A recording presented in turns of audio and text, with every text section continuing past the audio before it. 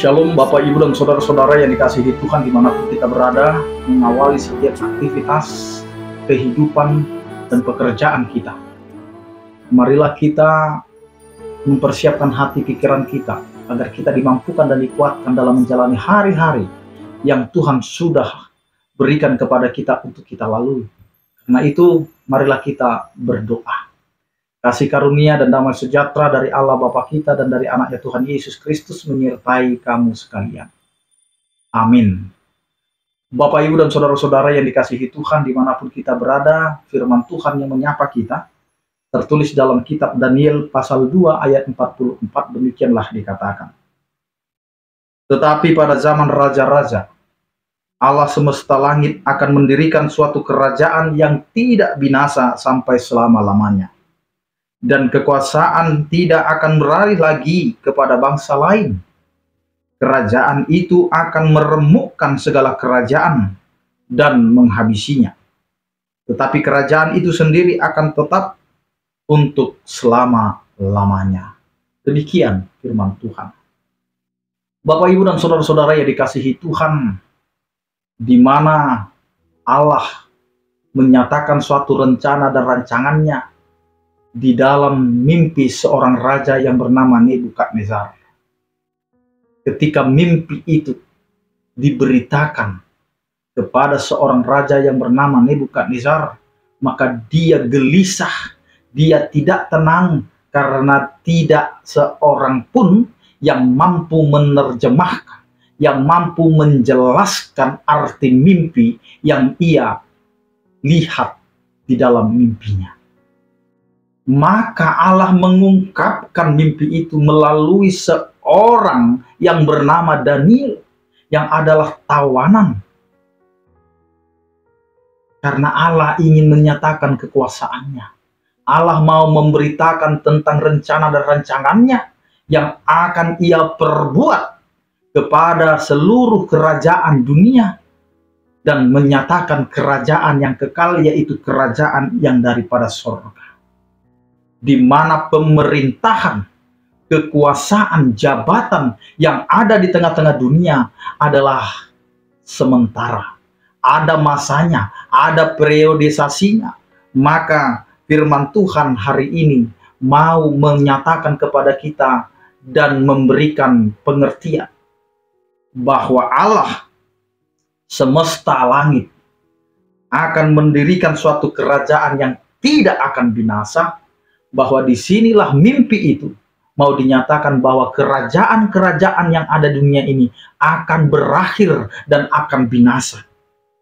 Karena Allah mau menyatakan maksud, mau menyatakan rencananya bahwa akan datang kerajaan yang kekal, yang memberikan penebusan, yang memberikan keselamatan, sehingga setiap orang percaya tidak lagi takut kepada kekuasaan dunia, tidak lagi tunduk kepada kekuasaan yang mengikat mereka di tengah-tengah dunia ini.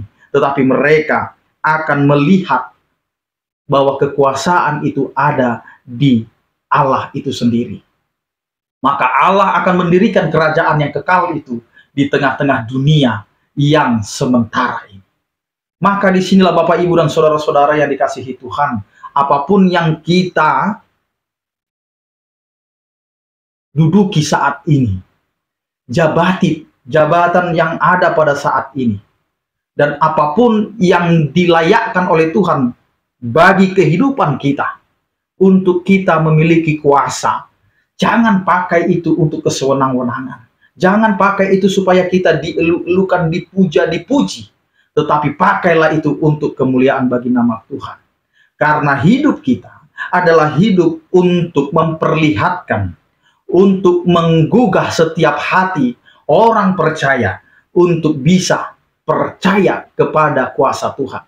Maka di sini Bapak, Ibu, dan Saudara-saudara, siapapun kita dan apapun pekerjaan kita, maka pakailah profesi kita itu, pakailah pekerjaan kita itu untuk memperlihatkan Allah yang kekal, yang telah memberikan kesempatan kepada kita, yang telah memberikan kelayakan kepada kita untuk melakukan segala sesuatunya. Maka lihat Allah pakai itu.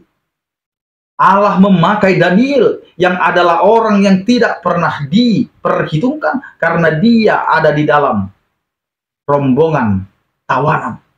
Dia berada di penjara, tetapi Allah pakai itu supaya raja mendapatkan penjelasan tentang mimpi yang sedang dia gumuli.